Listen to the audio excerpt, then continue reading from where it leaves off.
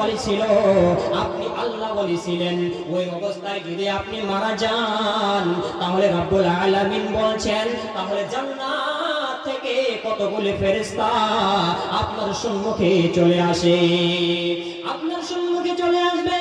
এবং বলবে ইয়া আয়াতুহান নাফসুল মুতমাইন্না, ওরে মুতমাইন আত্মা, ওরে আল্লাহ ওয়ালা আত্মা, ইরজিই ইলা রাব্বিকি রাদিয়াতাম মারদিয়া। আপনি যদি মুমিন অবস্থায় মারা যান তাহলে রব্বুল আলামিন বলছেন, কারণ আমরা জানি না আমরা যখন মৃত্যুর অবস্থাতে পৌঁছে যাব তখন আমাদের হুঁশ থাকবে কি থাকবে না, আমাদের কিরকম অবস্থা হবে এটা আমরা বলতে পারবো না। যিনি বিশ্বের মালিক, যিনি আপনাকে সৃষ্টি করেছেন, আমাকে সৃষ্টি করেছেন, গোটা পৃথিবীর মালিক সেই আল্লাহকে যদি বলি তাহলে রব্বুল আলামিন বলছেন মুমিনের কোনো টেনশন হবে না, হবে না, হবে না। আল্লাহ বলেছেন জান্নাতি কতগুলি ফেরেশতা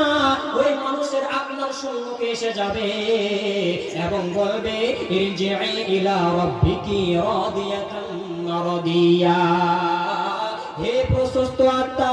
তুমি পৃথিবীর মধ্যে খারাপ কাজ করনি, ইসলামের কাছে নিজের আত্মসমর্থন করেছ, আজকে তোমার কোনো টেনশন রবে না, রবে না, রবে না। ইরজিই ইলা